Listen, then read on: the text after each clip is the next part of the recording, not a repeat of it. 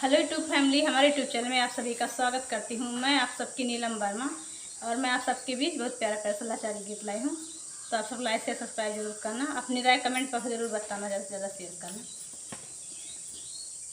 बोलई बाड़रिया पे कागा हो हमें नी कौना लागई, बोलई बाड़रिया पे कागा हो हमें नी कौना लागई।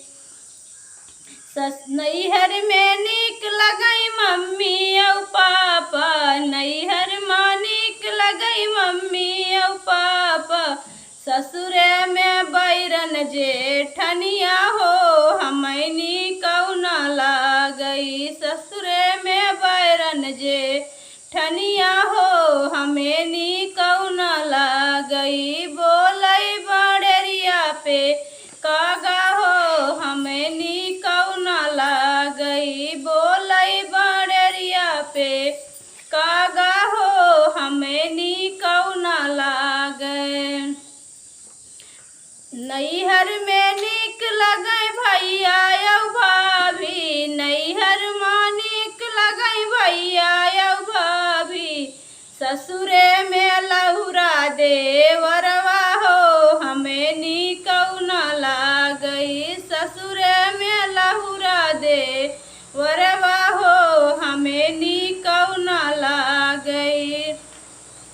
बोलई बाड़रिया पे कागा हो हमें नी कौना लागई, बोलई बाड़रिया पे कागा हो हमें नी कौना लागई। नैहर में नीक लगई भैया भतीजा, नैहर में नीक लग भैया भतीजा, ससुरे में लौरी ना नदिया हो हमें नी कौना लागई, ससुरे में लहुरी ना नदिया हो हमें नी कौना लागे।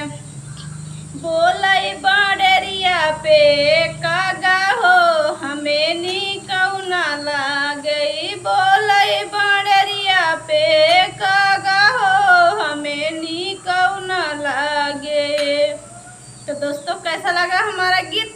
अपनी राय कमेंट बॉक्स में जरूर बता दीजिएगा। नमस्ते दोस्तों।